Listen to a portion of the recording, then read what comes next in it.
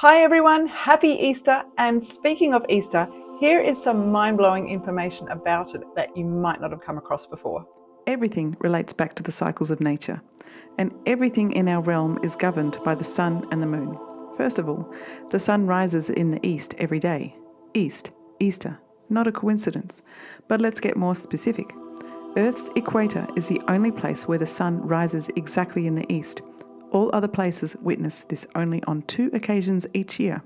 The statement that the sun rises in the east and sets in the west is only scientifically accurate for just 2 days of the year, the spring and autumn equinoxes. By the way, the word Easter in Old English is Ester, which means spring.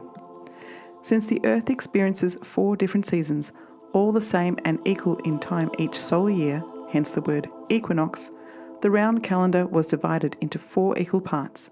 This represented the complete story of the life of God's Son. The famous painting of The Last Supper pictures the 12 followers of the Son in 4 groups of 3.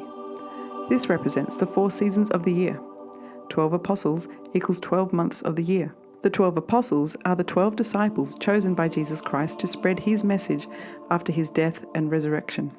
Similarly, the zodiac is a band of 12 constellations that the sun moves through over the course of a year.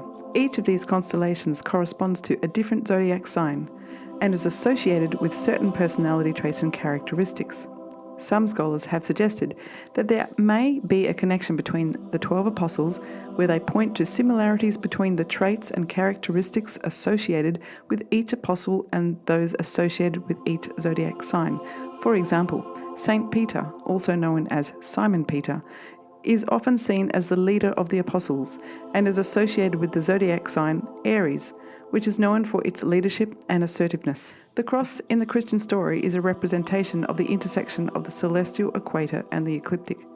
3 days before Christmas Day, the winter solstice occurs in the northern hemisphere. For 3 days, the sun stands still, and the ancients saw this as the death of the sun. On Christmas Day, the sun is born again and begins its ascent towards the ecliptic, where the spring equinox occurs. The date of Easter is always determined by both the sun and the moon.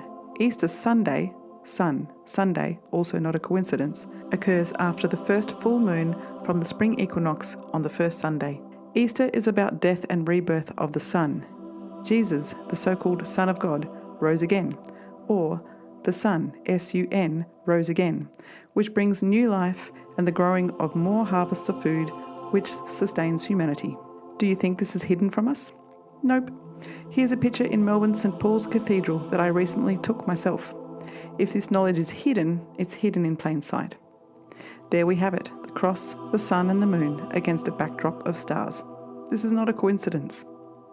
So everything is a version of a story. But one thing that is universal, whatever your beliefs are, we all feel the impact of the sun and the moon and their markers of time. Now do you see why the symbolism of the sun behind the cross in churches across the world appears everywhere?